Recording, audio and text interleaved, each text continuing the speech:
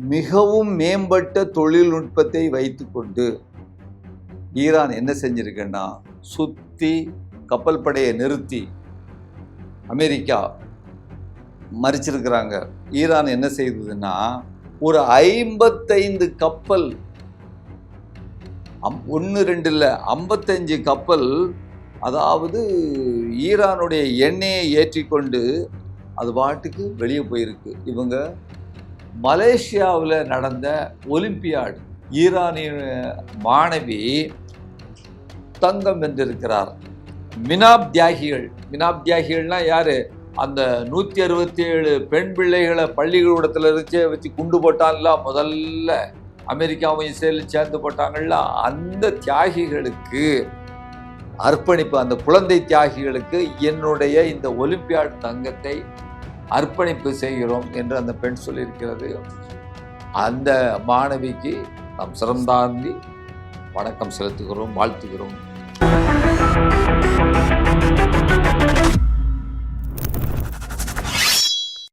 வணக்கம், கே பாலகிருஷ்ணன் பேசுகிறேன் ரூஸ்டர் செய்திகளுக்காக. இன்றைய தினம் வளைகுடா பகுதியில் உள்ள அந்த யுத்தம் பற்றியும் வேறு சில சர்வதேச நிகழ்வுகள் பற்றியும் பேசலாம். வழக்கம் போல முதல் செய்தியாக, ஈரானில் உள்ள வான் பாதுகாப்பு அந்த உபகரணங்கள், அந்த அமைப்புகள் எல்லாம் அதை ஆக்டிவேட் பண்ணியிருக்கிறாங்க. ஏன்னு கேட்டால், ஹாஸ்டைல் ஈரானுக்கு எதிரான எதிரி நாட்டு ஃபோர்ஸஸ் எல்லாம் ஆக்டிவாக வருவது போன்ற ஒரு நிலை ஏற்பட்டிருக்கிறது என்பதை கண்காணித்ததனால் என்பது முதல் செய்தி. இரண்டாவது செய்தி, விரைவில் ஈரானை கற்காலத்திற்கு அனுப்பிவிடுவோம் என்று இஸ்ரேலினுடைய பாதுகாப்பு அமைச்சர் ஈரானை எச்சரித்திருக்கிறார். முதல்ல யார் சொன்னா? இதை ட்ரம்ப் சொன்னார். இப்போ இஸ்ரேலுடைய பாதுகாப்பு அமைச்சர் சொல்றாரு. மூன்றாவது செய்தியாக, கொலம்பியா, அது ஒரு தென் அமெரிக்காவில் உள்ள ஒரு நாடு. அந்த கொலம்பியா நாட்டினுடைய அந்த அதிபர் என்ன சொல்லியிருக்காருன்னு கேட்டால், இஸ்ரேலுடனான ராஜ்ஜிய உறவுகளை வெகுவாக நாங்கள் குறைக்கிறோம், கட் பண்ணிட்டேன்னு சொல்லலை, பெரிய அளவிற்கு குறைக்கிறோம் என்று சொல்லி இருக்கிறது. அடுத்தது, மலேசியாவில் நடந்த ஒலிம்பியாடுனா, ஒலிம்பிக் என்பது அந்த ஓட்டப்பந்தயம், மற்ற விளையாட்டு போட்டிகள், அதெல்லாம் உங்களுக்கு தெரியும். பேரா அது ஒலிம்பிக்ங்கிறது அது என்ன சொல்கிறது, மாற்றுத்திறனாளிகளுக்கான இது ஒலிம்பியாடு என்பது மேத்தமெட்டிக்ஸு அது போன்ற விஷயங்கள் எல்லாம் சப்ஜெக்டில் மிகப்பெரிய அளவிற்கு நடக்கக்கூடியது. அதில் ஈரானிய மாணவி தங்கம் வென்றிருக்கிறார். அதை என்ன செஞ்சிருக்காரு? வென்றதோடு மட்டும் இல்லாமல் அதில் முக்கியமான விஷயம், 2 விஷயம். ஈரானுடைய மாணவி வென்றது பெரிய விஷயம். அதில் 2 இருக்கு. ஒன்று, ஈரான் கல்வியில் பெரிய அளவிற்கு டாப்ல இருக்குங்கிறது ஒரு விஷயம். 2வது, பெண் பிள்ளைகளை அவர்கள் கன்சர்வேட்டிவா வைத்திருக்கிறார்கள் என்பது சொல்லிக்கிட்டு இருந்தாங்க இல்லையா, அதுவும் மீறப்பட்டு கல்வியில வந்திருக்குங்கிறது அந்த 2 விஷயம். 3வது விஷயம், அந்த பெண் மினாப் தியாகிகள்னா யாரு? அந்த 167 பெண் பிள்ளைகளை பள்ளிக்கூடத்தில் இருந்தே வச்சு குண்டு போட்டான்ல, முதல்ல அமெரிக்காவும் இஸ்ரேலும் சேர்ந்து போட்டாங்கல்ல, அந்த தியாகிகளுக்கு அர்ப்பணிப்பு, அந்த குழந்தை தியாகிகளுக்கு என்னுடைய இந்த ஒலிம்பியாட் தங்கத்தை அர்ப்பணிப்பு செய்கிறோம் என்று அந்த பெண் சொல்லியிருக்கிறது. அந்த மாணவிக்கு நாம் சிறந்தாந்தி வணக்கம் செலுத்துகிறோம், வாழ்த்துகிறோம் அப்படிங்கிற ஒரு செய்தி. அடுத்து, UAE ஐக்கிய அரபு எமிரேட்ஸினுடைய பொருளாதாரம் கடுமையான நெருக்கடியில் சிக்கிட்டு இருக்குங்கிற ஒரு செய்தி வந்திருக்கு. அதாவது அமெரிக்காவுடனும் இஸ்ரேலுடனும் உறவுகளை நல்ல வலுவாக அந்த நாடு வைத்திருந்த பொழுதும், அமெரிக்காவினுடைய இராணுவ நிலைகள் தங்கள் நாட்டில் இருந்த பொழுதும், இன்றைய மிக மோசமாக அது அந்த பொருளாதார இதில் சிக்கி இருக்கிறது என்கின்ற ஒரு செய்தியை பார்க்கிறோம். அடுத்த செய்தியாக, ட்ரம்ப் சாதாரணமா இல்லைங்க, அதாவது வழக்கமான ஒரு அரசியல் தலைவராக, நாட்டினுடைய குடியரசாக தலைவராக இல்லை. எனக்கு தெரிஞ்சு இடி மீன் தான் இப்படி இருந்தாரு. அதாவது அவரு வேற ஒரு ஆங்கிள்ல 2வது இந்த ஆளத்தான் நான் பார்க்குறேன். எப்படின்னு கேட்டீங்கன்னா, உங்களுக்கு தெரியும் இடியமீன் உகண்டாவினுடைய அதிபராக இருந்தாரு. அவர் தன்னைத்தானே பிளானட்லயும், உலகத்திலயும் எல்லாத்துக்கும் சேர்ந்து மிருகங்களுக்கும், வானத்தில் உள்ள பறவைகளுக்கும் அதெல்லாம் சேர்ந்து நான் தான் தலைவன்னு அறிவிச்சாரு அவரே. அதுக்கப்புறம் எதிரி நாட்டு, அதாவது தங்கள் நாட்டில் உள்ள எதிர் கட்சிகளினுடைய தலைவர்களெல்லாம் அரெஸ்ட் பண்ணி, அவர் மிலிட்டரி சர்வாதிகாரி. அவங்களெல்லாம் கொண்டு அந்த ஈரல் எல்லாம் வறுத்து சாப்பிட்டாரு. அது ஒரு உகண்டாவோட அதிபர் இடியமீன். இங்க அதே மாதிரி ஒரு வழக்கத்துக்கு மாறாக வேற ஒரு விதமான ஒரு தலைவர் இந்த ஆள் ட்ரம்ப். ஏன்னா மற்றவங்க எல்லாம் பொலிட்டிக்கலா, டிப்ளமேசியா, அரசியலா இருந்து வந்தவங்க. இவர் இருக்கிறாரு, இவர் ஒரு வியாபாரி, ஒரு ரியல் எஸ்டேட்டுக்காரங்க, பல்வேறு விஷயமான கிளப்புகள் வச்சிருக்கிறது, ஹோட்டல் வச்சிருக்கிறது, இப்படியான இவர் பணத்தை கொடுத்து இப்படி வந்திருக்கிறாரு அந்த கட்சியில இருந்து. அப்படிங்கும் பொழுது அவர் பேசுவது வழமையான ஒரு தலைவன் எப்படி பேச வேண்டுமோ அப்படி பேசுவதில்லை. அங்க உள்ள இராணுவ ஜெனரல்களை எல்லாம் மரியாதை இல்லாமல் பேசுவது, ஏருக்கு மாறா பேசுவது அப்படிங்கிற மாதிரி அவங்களை நிறைய பேரை அவமானப்படுத்திருக்காரு. அவர்களில் நிறைய பேரை அவங்களுடைய செய்த சாதனைகள் கூட தெரியாமல் அவர்களை வீட்டுக்கு அனுப்பியிருக்காரு, டிஸ்மிஸ் பண்ணியிருக்கிற செய்திகளை நம்ம பார்த்துட்டு வந்தோம். அதுல அந்த அவருடைய வார்த்தைகள் தான் ஈரானை பேச்சுவார்த்தைக்கு அந்த டேபிளுக்கு கொண்டு வர்றதற்கு தவறுது. இந்த மாதிரி காமா சோமான்னு பேசுறதுனால. இப்போ இன்னொரு செய்தி ஒன்று வந்திருக்கு. இதனால தான் இந்த இராணுவ ஜெனரல் இருக்காங்க பார்த்தீங்களா, இவர் பேசுறது சில முடிவுகள், சில விஷயங்கள் இன்னர் சர்க்கிளில் உள்ளதை இவர் பேசுறத, இவரை பற்றி உள்ள விஷயங்களை பத்திரிகைக்கு தொடர்ந்து கசிய விடுறாங்க, லீக் பண்றாங்க. யாரு? இராணுவ ஜெனரல்களே லீக் பண்றாங்கிற செய்தியை இன்று நம்ம பார்க்கிறோம். அது ஒரு முக்கியமான செய்தியாக இருக்கிறது. அப்புறம் இன்னொரு செய்தி பாருங்க. ஈரானுக்கு பொருளாதார தடையை ஏற்படுத்தினால், அதற்கு வலியை ஏற்படுத்தினால், வேதனையை ஏற்படுத்தினால் அதை சரணடைய வைக்க முடியும் அப்படின்னு அமெரிக்கா நம்புது. ஆனா அது பொய்யான நம்பிக்கை. ஏன்னா ஈரானுக்கு இவர்கள் அந்த பொருளாதார தடையை 40 வருஷம் 47 வருஷம் ஏற்படுத்தினா அது வலியை ஏற்படுத்தினது உண்மைதான் அவர்களுக்கு. ஆனால் ஈரானை சரிய விடாமல், அந்த பொருளாதார அழிந்து விடாமல் ஒரு செலைன் வாட்டர் மாதிரி அதுக்கு முடிஞ்ச வரைக்கும் ஹெல்ப் பண்ணிட்டு இருக்கிறது எதுனா சீனா. கடந்த 10 ஆண்டுகளாக அதை சரிய விடாமல் பார்த்து கொண்டிருக்கிறது. ஈரானுடைய என்னதான் நீங்க பொருளாதார தடை இருந்தாலும் ஈரானுடைய எண்ணெயை சீனா வாங்கி கொண்டிருக்கிறது. ஆக அமெரிக்காவுக்கு படுற வேதனை வலிக்கும் சரிவுக்கும் இடையில தெரியாம குழம்பிட்டு இருக்கு. எவ்வளவுதான் நீங்க ஈரானை நீங்க அந்த வலி கொடுத்தாலும், ஈரான் மக்களுக்கு வேதனை கொடுத்தாலும், அரசாங்கத்துக்கு வேதனை கொடுத்தாலும், அது பொருளாதார ரீதியாக அது மிக கீழடைந்த நிலையில் அரசாங்கம் சிதறியிட நிலையில இருக்கக்கூடிய ஒரு சூழலை தொடர்ந்து சீனா ஏற்படுத்தி கொண்டிருக்கிறதாக ஒரு செய்தியும் நமக்கு கிடைத்திருக்கிறது. அது உண்மைதான். அடுத்தது வேற ஒரு செய்தியை நம்ம பார்ப்போம்.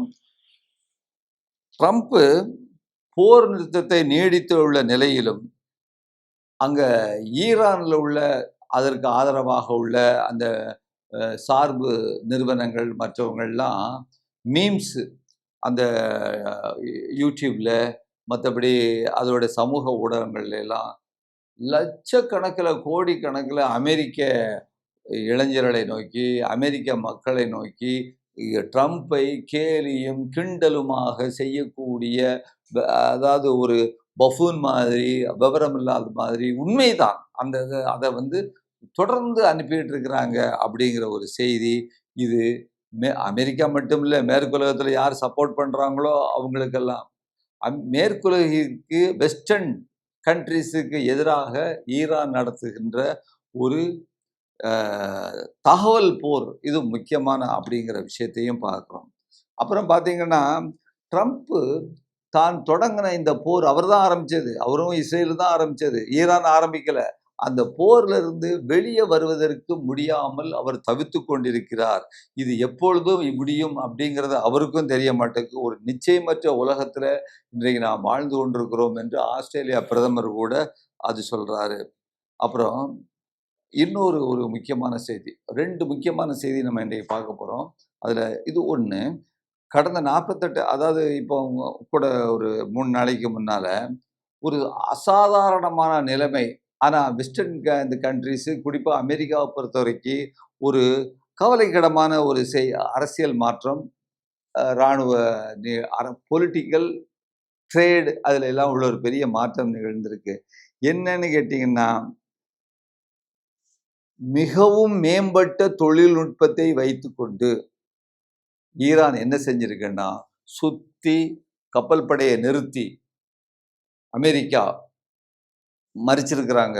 ஈரான் என்ன செய்ததுன்னா, அங்கிருந்து வாணிபத்தில் அதை நம்ம நேரத்தே பார்த்தோம். அவங்க ஆயிலை ஏற்றுமதி பண்ணக்கூடாது, இறக்குமதி பண்ணக்கூடாதுன்னு தடை போட்டிருக்காங்கன்ட்டு அதை அமெரிக்க இராணுவம் இன்டர்பிரட் மாற்றி செஞ்சிட்டு இருக்கிறத பார்த்தோம். ஆனால் இன்னொரு முக்கியமான செய்தி, ஒரு 55 கப்பல் 1 2 இல்லை 55 கப்பல், அதாவது ஈரானுடைய எண்ணெயை ஏற்றிக்கொண்டு அது பாட்டுக்கு வெளியே போயிருக்கு. இவங்க முழுக்க முழுக்க தடை ஏற்படுத்தின போதும், உலகத்துல மிக சக்தி வாய்ந்த இராணுவத்தினுடைய கடற்படை முற்றுகை இருந்த போதிலும் 55 பெரிய எண்ணெய் டேங்கர்கள் அதை உடைத்து முன்னேறி இருந்தன. சண்டை போட்டுலாம் இல்லை.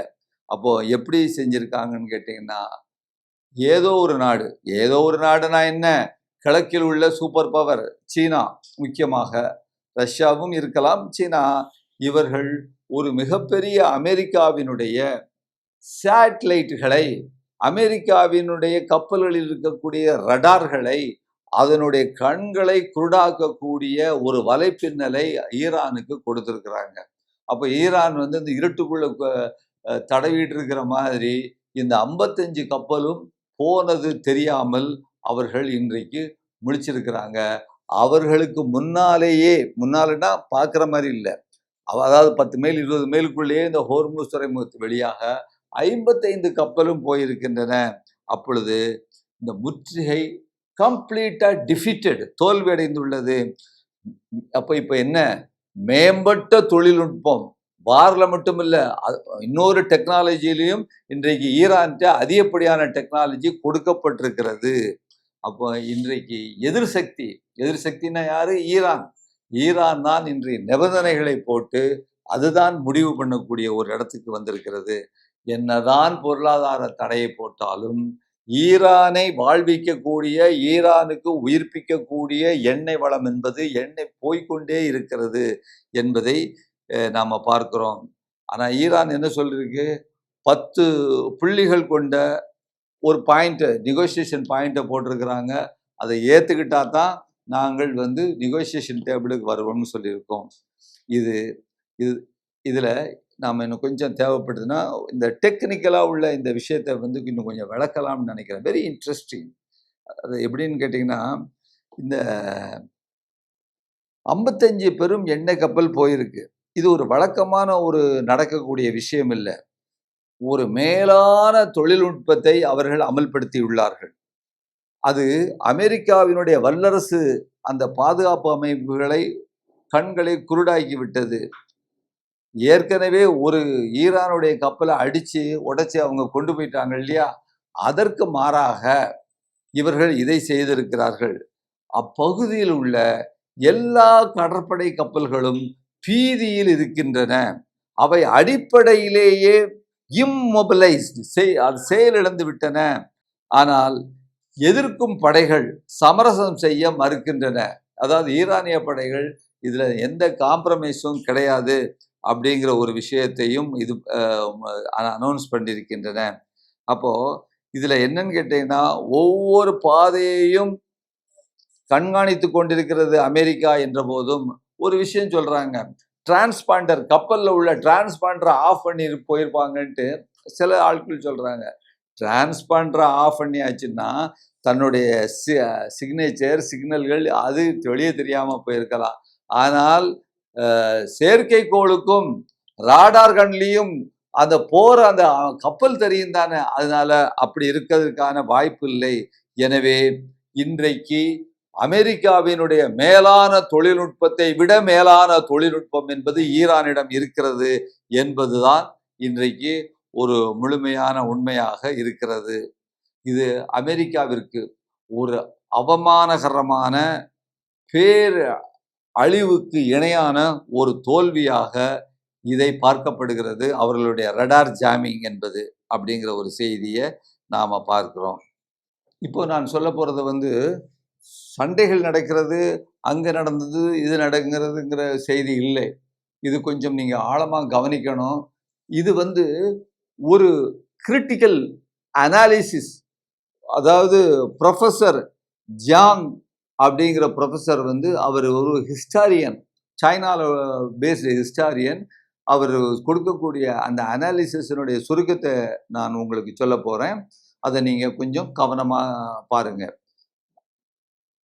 வாஷிங்டனுடைய அந்த அவங்களுடைய மந்திராலோசனை செய்யக்கூடிய அந்த இடங்களுக்கு, அந்த பில்டிங்களுக்கு, அந்த அறைகளுக்கு உள்ள கிசு கிசு கிசுன்னு அவங்க பேசிக்கிட்டு இருக்கிறாங்க. ஆனால் ரகசியமாக பேசுகிறாங்க. ட்ரம்ப் தவிர மற்றவங்கள்லாம் பொலிட்டிக்கல் அனாலிஸ்ட்டு, ஜேர்னலிஸ்ட்டு, மற்ற டாப் ஜெனரல்ஸ்லாம் பேசிகிட்டு இருக்கிறாங்க.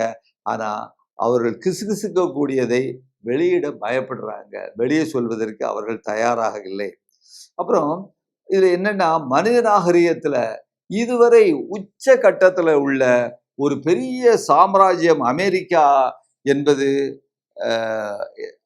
வீழ்ச்சி அடைந்து கொண்டு இருக்கிறது அப்படிங்கிற மாதிரி, அல்லது வீழ்ச்சி அடைய ஆரம்பித்திருக்கிறது அப்படிங்கிற மாதிரி ஒரு சிலர் புரிகிறாங்க. தவறான புரிதல். வீழ்ச்சி அடைந்து விட்டது என்பதுதான் இந்த ப்ரொஃபஸர் இவருடைய அனாலிசிஸ்ல சொல்றாரு. அதாவது அந்த அந்த உரையாடல் முடிஞ்சிட்டு, வீழ்ச்சி அடைஞ்சிட்டுங்கிறது முடிஞ்சிட்டு, இப்போது முக்கியமான ஒரு கேள்வி என்னன்னா, இந்த 2027க்குள் இந்த பிளானட்ல, பூமி பந்துல ஒவ்வொரு மனிதனுடைய வாழ்க்கையையும் முடிவு பண்ணக்கூடிய கேள்வி, அந்த அமெரிக்காவுடைய வெற்றிடத்தை யார் நிரப்ப போகிறார் என்கின்ற கேள்வியை ப்ரொஃபஸர் எழுப்புறாரு. உண்மையான தரவுகளையும் ஆவணங்களையும் பண பரிமாற்றங்களையும் இதெல்லாம் நம்ம ஆராய்ந்தோம்னு சொன்னா கிடைக்கக்கூடிய பதில் ஒரு நம்பிக்கையாக இருக்கக்கூடியதல்ல.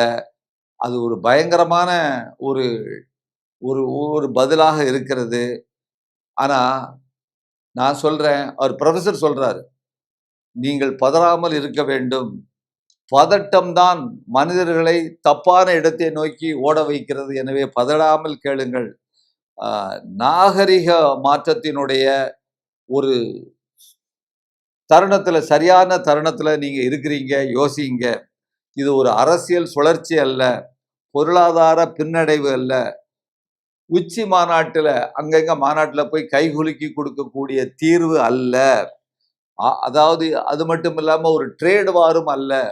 1991 முதல் இன்னைக்கு இருந்து 25-35 வருஷத்துக்கு முன்னால இருந்து அதாவது இந்த உலகத்தினுடைய ஒழுங்கு அமைப்பை ஒன்றாக வைத்திருந்த அந்த ஒற்றை மையம், யூனிபோலார் அப்படின்னு சொல்லக்கூடிய இந்த அமெரிக்காவினுடைய முடிவு இது அப்படின்னு சொல்லிட்டு, இந்த சரிவிலிருந்து வெளிப்படுவது நாம இது வரைக்கும் யாரும் பார்த்த பொலிட்டிக்கல் புக்ஸ்ல இருந்து இது கிடைக்காது. அமெரிக்கா அப்படின்னா இது புதிய விஷயம். அப்புறம் இன்னொரு விஷயம் பாருங்க, அமெரிக்கான்னா என்ன நினைக்கிறாங்கன்னா, மிகப்பெரிய இராணுவ சக்தி அப்படின்னு நினைக்கிறாங்க.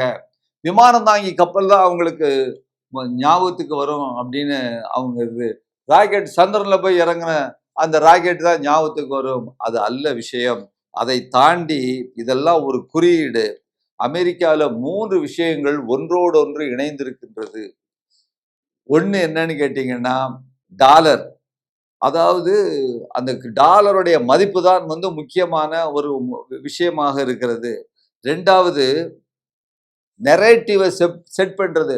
உலகத்துல எது நியாயமானது, எது தவறானது என்று சொல்லக்கூடிய நெரேட்டிவ் இருக்கு இல்லையா, அதை செட் பண்ணக்கூடியது அமெரிக்கா. ஈரான் தப்பு பண்ணுது, ஈராக்ல ஆயுதம் இருக்கு, அவன் சர்வாதிகாரி அப்படின்னு உலகத்தை ஒரு நெரேட்டிவை செட் பண்ணக்கூடிய அந்த நாடாக அது 2வது விஷயமாக இருக்கிறது. 3, இந்த 2 விஷயத்தையும் என்ன சொன்ன, முதல்ல டாலர், 2வது உலகத்துல நெரேட்டிவை செட் பண்றது.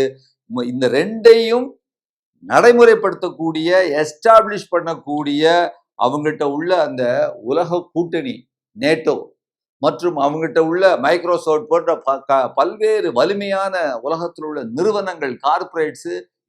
இந்த மூன்றும் தான் 3 தூண்களாக இருக்கின்றது. இந்த தூணில் எது ஒன்று வீழ்ந்தாலும் அது அந்த சுத்தமாக அமெரிக்கா சரிந்துவிடும். ஆனா என்னன்னு கேட்டீங்கன்னா, இந்த மூன்றும் இப்பொழுது ஒரே நேரத்தில் வீழ்ந்து கொண்டிருக்கின்றன. டாலர் வெளிப்படையாக இப்ப கைவிடப்படுவதில்லை. டாலர் ஏற்கனவே எதிராளிகள் அதை கைவிடப்படல. இன்றைக்கு கூட்டாளிகள் கூட டாலரை நம்புறதில்ல. சவுதி அரேபியா எண்ணெய் பரிவர்த்தனைய என்ன செய்யறாங்க? யுவான்ல சீனா கூட நடத்துறாங்க. பிரேசிலும் சீனாவும் டாலரை முற்றிலுமாக தவிர்க்கும் பொருட்டு என்ன சொல்றது, சீனாவில் யுவான்ல கையெழுத்து போடுறாங்க. இந்தியா ரஷ்யா எண்ணெய ரூபிள்ல வாங்குது. பிரிக்ஸ் நாடுகள் இந்த நாணய இருப்புக்கு மாற்றாக வேற என்ன கட்டமைப்பை செய்யலாம்னு அவங்க யோசிச்சுட்டு இருக்கிறாங்க. டாலர் தன்னுடைய அந்த பவர்ஃபுல் பொசிஷனை இழக்கும் பொழுது அமெரிக்காவில் பணவீக்கம் அதிகமாகி அது கையில பேப்பரை மட்டும் அச்சடிச்சு டாலரை அச்சடிச்சு அதோடைய பண வீக்கத்தை உலக நாடுகளுக்கு ஏற்றுமதி செய்கிறது. பண வீக்கத்தை ஏற்றுமதி செய்கிறது. அதாவது அப்போது அதனால என்னன்னு கேட்டீங்கன்னா, அமெரிக்க பேரரசு அதனுடைய செலவுகளுக்கு அமெரிக்க மக்களே, டாக்ஸ் பேயர்களே அதை ஈடுகட்டக்கூடிய நிலைமைக்கு வருது. இதுவரைக்கு உலகத்துல உள்ள மக்கள் அவர்களிடமிருந்து வந்த பணங்கள் எல்லாம் அமெரிக்காவினுடைய செலவுக்கு பயன்பட்டது. இனிமேல் இது நடந்ததற்கு பின்னால அமெரிக்க மக்கள் தான் அமெரிக்க செலவுக்கு அவங்க தலையில தான் விடியும் அப்படிங்கிறது. இந்த டாலர் இப்படியான ஒரு வேகமாக வீழ்ந்து கொண்டிருக்கக்கூடிய கதை. 70 வருஷமா, 1 வருஷம் 2 வருஷம் இல்ல, 70 ஆண்டுகளாக ஐநா, IMF, உலக வங்கி, WTO போன்ற எல்லா நிறுவனங்கள் மூலமாக அமெரிக்கா தான் நினைத்ததை அமலாக்கி வந்தது. இது எல்லாமே உலகத்துக்கு பொதுவான நிறுவனங்களாக இருந்தாலும் அவை அமெரிக்காவினுடைய நிறுவனங்களாகவே இருந்து வந்தன. அப்புறம் அமெரிக்கா சொன்னதற்கும் செய்யறதற்கும் இடையில பெரிய முரண்பாடுகள் குவிய ஆரம்பிச்சுட்டு, அதனால மக்கள், உலக நாட்டு மக்கள், உலக நாடுகள் அவற்றை அமெரிக்காவிலிருந்து கைவிட ஆரம்பிச்சிட்டாங்க. எப்படின்னு சொன்னா அது நீங்க அது என்ன எப்படி அது அவங்க செய்யறாங்கன்னு சொன்னா, அமெரிக்கா என்ன சொல்லுதுன்னு பாத்தீங்கன்னா, இன்டர்நேஷனல் லா, உலக சட்டம் அதை மதிக்க வேண்டும் அப்படின்னு சொல்லுது. ஆனா அது என்ன செஞ்சதுன்னா, இஸ்ரேல் காசால குண்டு போடும்போது அதை பார்த்து கொண்டிருந்தது. அதை நிறுத்துவதற்கு எந்த விதமான ஒரு நடவடிக்கையும் எடுக்கவில்லை. ஒரு மாரல் அத்தாரிட்டி கூட அதற்கு இல்லை. அதுபோல ஃப்ரீ மார்க்கெட், சுதந்திர வர்த்தகத்தையும், ரூல் ஆஃப் லா, சட்டத்தினுடைய ஆட்சியையும் அது என்ன சொல்றது, அது நாங்கள் ஆதரிக்கிறோம், அதற்காக இருக்கிறோம் என்று சொன்னது. ஆனா ஆப்கானிஸ்தானத்தினுடைய பணத்தை முடக்கியது, ரஷ்யாவினுடைய பணத்தை, அசட்டுகளை முடக்கியது. அதுபோல ஸ்விஃப்ட், அதாவது உலக நாடுகளுக்கு இடையிலே டெலிகம்யூனிகேஷன், அது முறை மூலமாக வங்கிகளுக்கு இடையே அமைக்கக்கூடிய அந்த உறவுகள், அதுக்குன்னு ஒரு அமைப்பு வச்சிருக்காங்க ஸ்விஃப்ட்னு. அது ஃபைனான்சியல் மெசேஜிங் சிஸ்டம். அதுல ரஷ்ய பேங்குகளை வெளியேற்றி விட்டது. அப்புறம் யூனிலேட்டரல் சாங்ஷனை நாங்கள் அப்போஸ் பண்ணுகிறோம் அமெரிக்கா சொன்னது. யூனிலேட்டரல்னா தன்னிச்சையாக ஒரு நாட்டினுடைய வணிகத்தை முடக்கக்கூடிய விஷயங்களை நாங்கள் எதிர்க்கிறோம் என்று சொன்னது. ஆனால் 12 நாடுகளுக்கு மேலாக Syria, Iran, north Korea, Venezuela, China, இப்படி நாடுகள் மேலெல்லாம் தொடர்ந்து அது சாங்ஷன்களை போட்டு வந்தக்கூடிய செய்திகளை நாம் பார்க்கிறோம். அப்போ என்னன்னு கேட்டீங்கன்னா, அமெரிக்கா சொல்றதற்கும் செய்ததற்கும் இடையிலான முரண்பாடுகள் அங்கே அதிகப்படியா வந்ததுனால இந்த அமெரிக்காவினுடைய டாலர் சிஸ்டத்திற்கு இதிலிருந்து நாம் எப்படியாவது வெளியே வர வேண்டும், இந்த சிஸ்டத்தை நாம் மாற்ற வேண்டும் என்று எல்லோரும் மனதிற்குள் நினைத்து கொண்டிருந்தார்கள். இப்போது 2027 பார்த்தீங்கன்னா பல கட்டமைப்பு மாற்றங்கள் மாறிக்கொண்டிருக்கின்றன. சீனாவுடைய நவீன இராணுவமயமாக்கம் மிகப்பெரிய அளவிற்கு இன்றைக்கு வந்திருக்கக்கூடியது. அதுபோல சீனாவை தடை செய்துவிட்டு இன்றைக்கு அமெரிக்கா வியாபாரம் பண்ணக்கூடிய முடியாத நிலைமையில இருந்து கொண்டிருக்கிறதை நம்ம பார்க்கிறோம். பயங்கரமான காட்சி என்னன்னு கேட்டீங்கன்னா, சீனா பொறுப்பேற்கும் சுத்தமான மாற்றம் அல்ல. அதாவது ஒரு பழைய ஒழுங்கு நிலைத்தன்மைக்கும் புதிய ஒழுங்கு நிலைமைத்தன்மைக்கும் இடையே உள்ள ஒரு பெரிய டெவலப்மெண்ட். பழைய ஒழுங்குத்தன்மை யூனிபோலரா இருந்தது. இன்றைக்கு சைனாவும் ரஷ்யாவும் எமர்ஜ் ஆகிட்டு இருக்கு. இவங்களால எதையுமே செய்ய முடியல. ஒரு ஈரானை கூட இவர்களால் என்று சொல்றது அதை ஒரு தோற்கடிக்க முடியாத ஒரு நிலைமையில ஒரு இருக்கக்கூடிய இதை நம்ம பார்க்கிறோம். மேற்குலகத்தில் உள்ள வெஸ்டர்ன் டெமோக்ரஸியில் உள்ள இந்த பொலிட்டிக்கல் கிளாஸ் அரசியல் வர்க்கம் இருக்க எப்படியாவது இன்னும் அந்த பழைய நிலைமைக்கு நம்ம போயிடலாம் அப்படின்ட்டு நினைச்சுக்கிட்டு இருக்கு. அது நாஸ்டாலஜியான்னு சொல்லுவாங்க. பழைய நிலைமையை நோக்கி ஒரு ஏக்கத்தோடு இருப்பது. அது இனிமேல் அந்த பழைய காலம் அமெரிக்காவுடைய ஒற்றை போலாரில் இருக்கக்கூடிய நிலைமை இனிமேல் வரப்போவதில்லை. இனிமேல் அது வராது என்பது ப்ரொஃபஸர் சொல்றாரு. இந்த தருணத்துல மிகவும் ஆபத்தானவர்கள் யாருன்னு சொன்னா, அதாவது ரொம்ப டேஞ்சரஸ் பீப்புள் இப்படி மாறிட்டு இருக்க நேரத்துல அதிகாரத்துல இருக்கக்கூடியவர்கள். அதிகாரத்துல யார் இருக்கா? அமெரிக்காவில் உள்ள டாப் கிளாஸ் இருக்கு, வெஸ்டர்ன் கண்ட்ரீஸில் உள்ள டாப் கிளாஸ் இருக்கு, இன்னும் பல்வேறு நாடுகளில் உள்ள ஆளும் வர்க்கங்கள். இவர்கள் எல்லாம் ஆபத்தானவர்கள். ஏன்னு சொன்னா, பழைய ஒழுங்கு அந்த ஹிஸ்டாரிக்கல் அதாவது குளோபல் ஆர்டர் முடிந்து விட்டது என்று தெரிந்தும் அதில் நம்பிக்கையை ஏற்படுத்தி கொண்டு வெளியே பேசாமல் இருக்கிறார்கள். ஏன்னா கடந்த 70 ஆண்டுகளாக கட்டமைக்கப்பட்ட அந்த சீரமைப்பு இன்னும் அவங்களுக்கு தெரியுது. ஆனா மக்களுக்கு தெரிஞ்சிடக்கூடாது அப்படிங்கிறதுல இருக்கிறாங்க அவங்க. ஏன்னா மக்களுக்கு தெரிஞ்சிட்டா ஒரே பெரிய குழப்பம் எல்லா பக்கமும் ஒரு ஆட்சி மாற்றம் அது இதுன்னு ஒரு கயாட்டிக் கண்டிஷன் வரும்னு நினைக்கிறாங்க. எனவே இப்படிப்பட்ட நிலையில கடந்த 70 ஆண்டுகளின் கட்டமைப்பு சரிந்து கொண்டிருக்கிறது என்று பொதுவிலே நாம் மக்களுக்கு சொல்லுவோம். இதை விஷயங்களே மக்களிடம் கொண்டு போவோம். அதிகாரத்தில் உள்ளவர்கள் இதை கொண்டு செல்ல மாட்டார்கள். உலக அதிகாரத்தினுடைய தலைவனாக இருந்த அமெரிக்க அந்த வல்லரசு என்பது வீழ்ந்து கொண்டிருக்கவில்லை, வீழ்ந்து விட்டது என்கின்ற செய்தி இதோடு இன்றைய இந்த காணொளியை முடித்துக் கொள்கிறேன். நன்றி, வணக்கம். ஊடகம் கார்ப்பரேட் அரசியல்வாதிகளின் கைப்பாவையாக அடிமைகளாக இருந்தது போதும். இனி சாட்டை எடுத்து சுழற்றும் நேரம் வந்துவிட்டது. ஊடகம் பொதுமக்களாகிய உங்களுக்காக உங்களாலேயே இயக்கப்பட வேண்டும். ஊடக சுதந்திரத்திற்காக உங்களின் பங்களிப்பை இன்றே அளித்திடுங்கள்.